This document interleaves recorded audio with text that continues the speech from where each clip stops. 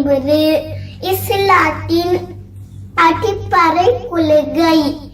ஏனென்றால் உதாரணமாக ஒரு நாட்டை ஆட்சி செய்ய ஒரு தலைவன்தான் தேவை.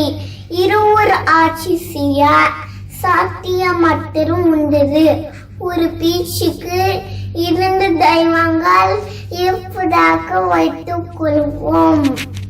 ஒரு தெய்வம் பூமியை வலது பக்கமாகவும் இன்னொரு தெய்வம் பூமியை இடது பக்கமாகவும் சுத்த கட்டளையிட்டால் பூமியில் உள்ளவர்கள் நிலை என்னவாகும்?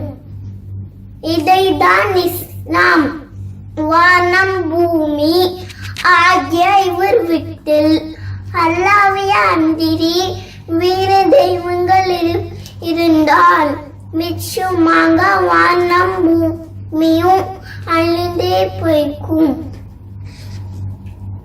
மனிதர்கள் வழங்கப்படும் சூரியன், சந்திரன், ஒளி, நெருப்பு, கல், சிலை ஆகிய அனைத்தும் ஓரிருவனின் படைப்புகளை என்பதால்தான் உலகத்தின் ஆட்சி சீராக அமைகிறது. இதுதான் பகுத்தறிவு. அந்த இறைவன் தன்னை பற்றி இவ்வாறு கூறுகிறான்: குல் ஹுவல்லாஹு அஹத், அல்லாஹ் ஒருவனை, அல்லாஹு ஸமத்,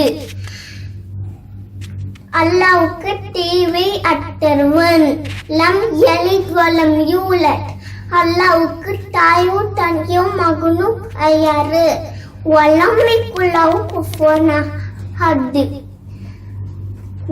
மேலும் அல்லாஹ்வுக்கு நிகராக இன்னும் இல்லை. படைப்புகளை விட்டு படைத்தவனை தேடுவோம். அஸ்ஸலாமு அலைக்கும் வரஹ்மத்துல்லாஹி வபரகாத்துஹு.